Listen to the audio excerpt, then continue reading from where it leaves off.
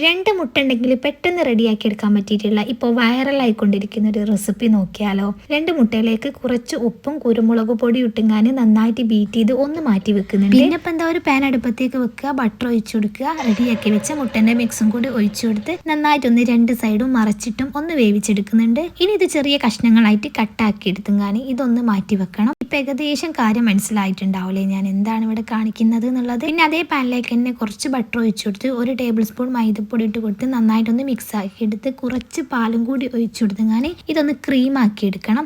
തിരെ കട്ടയൊന്നും ഇല്ലാത്ത രീതിയിൽ വേണം കേട്ടോ ഇതൊന്ന് മിക്സ് ആക്കി എടുക്കാൻ. പിന്നെ അപ്പം ഇതിലേക്ക് കുറച്ച് വറ്റൽമുളക് പൊടിച്ചതും കുരുമുളക് പൊടി ഇട്ട് കൊടുത്താൽ ഇതിലേക്കുള്ള സ്പൈസസും കൂടി ആയിട്ടുണ്ട്. അപ്പം ക്രീം ഇവിടെ സെറ്റ് ആക്കി എടുത്തിട്ടുണ്ട്. ഇനി ഇതിലേക്ക് വേണമെങ്കിൽ കുറച്ച് ചീസും കൂടി ആഡ് ചെയ്ത് കൊടുത്താൽ ഒന്നും കൂടി ഉഷാറായി കിട്ടും കേട്ടോ. പിന്നെ അതാ കട്ടാക്കി വെച്ച മുട്ടയും കൂടി ഇട്ട് കൊടുത്താൽ സംഭവം ഉഷാറായി കിട്ടുമോ. നല്ല ടേസ്റ്റ് ആണോ അത് കഴിക്കാനായിട്ട്. ഒന്ന് ട്രൈ ചെയ്ത് നോക്കണം. ഇങ്ങനത്തെ സിമ്പിൾ റെസിപ്പീസ് കാണാൻ ചാനൽ ഒന്ന് ഫോളോ